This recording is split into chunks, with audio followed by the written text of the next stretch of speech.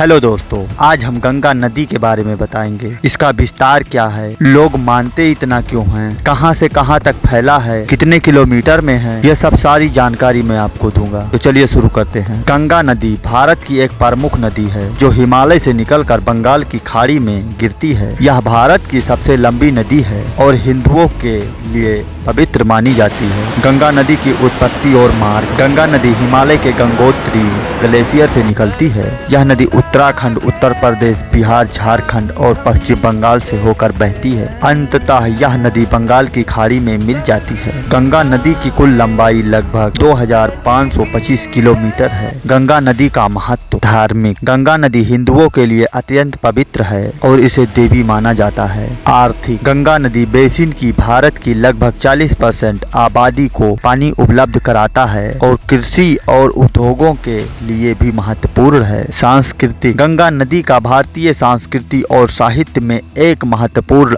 स्थान है। गंगा नदी के सामने चुनौतियां। प्रदूषण। गंगा नदी अत्यधिक प्रदूषण से जूझ रही है, जिसमें औद्योगिक कचरा, प्लास्टिक कचरा और घरेलू सीवेज शामिल हैं। जल की कमी। गंगा नदी में पानी की कमी एक गंभीर समस्या है, जिसका मुख्य कारण अत्यधिक जल निकासी और जलवायु परिवर्तन है। बांधों का निर्माण। गंगा नदी पर बांधों के निर्माण से नदी का प्राकृतिक प्रवाह बाधित हो रहा। गंगा नदी को बचाने के प्रयास। गंगा नदी को बचाने के लिए कई प्रयास किए जा रहे हैं, जैसे कि नमामि गंगे परियोजना, जिसमें नदी की सफाई, प्रदूषण नियंत्रण और नदी के किनारे रहने वाले लोगों के जीवन स्तर में सुधार शामिल है। पर्यावरण संरक्षण और जागरूकता फैलाने के लिए भी कई कार्यक्रम चलाए जा रहे हैं। तो दोस्तों, ये जानकारी बहुत मेहनत से इकट्ठा किया हूँ। प्लीज एक लाइक कीजिए और मुझसे जुड़े रहकर और भी हमारे वीडियो देखना चाहते हैं तो चैनल को सब्सक्राइब करके बेल आइकन दबा दीजिए।